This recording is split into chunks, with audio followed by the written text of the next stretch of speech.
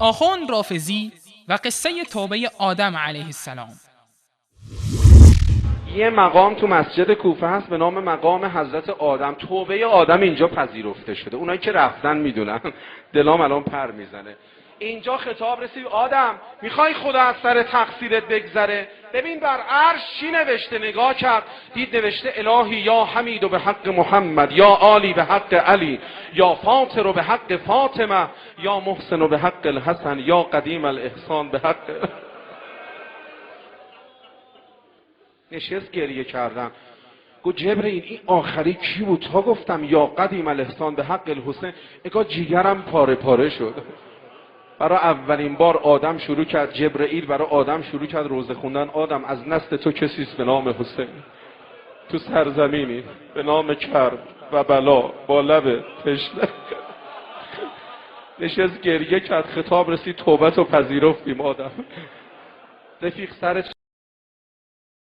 ظاهراً این آخوندها عادت دارند برای اشک زورکی گرفتن از مردم به هر دروغی متوسل شوند و هر اراجیفی که میخواهند ببافند.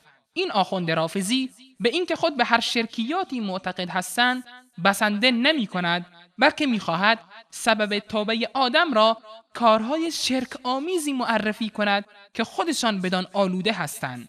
الله عزوجل در مورد توبه آدم میفرماید: قالا ربنا ظلمنا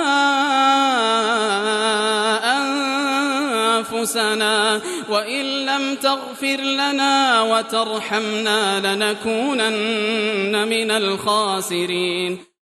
گفتند ای پروردگارمان، به خودمان ستم کردیم و اگر ما را نیامرزی و به ما رحم نکنی مسلماً جزو زیانکاران خواهیم بود. الله عزوجل سخنانی که منجر به پذیرش توبه آدم شد را این دعا بیان می کند، ولی رافضیان برای اثبات عقیده شرک آمیز خود این آیات را از مردم مخفی نگه داشته و سعی می کنند با توسل به روایات دروغین و جعلی که هیچ سند صحیحی ندارند به زور از مردم اشک دروغین بگیرند.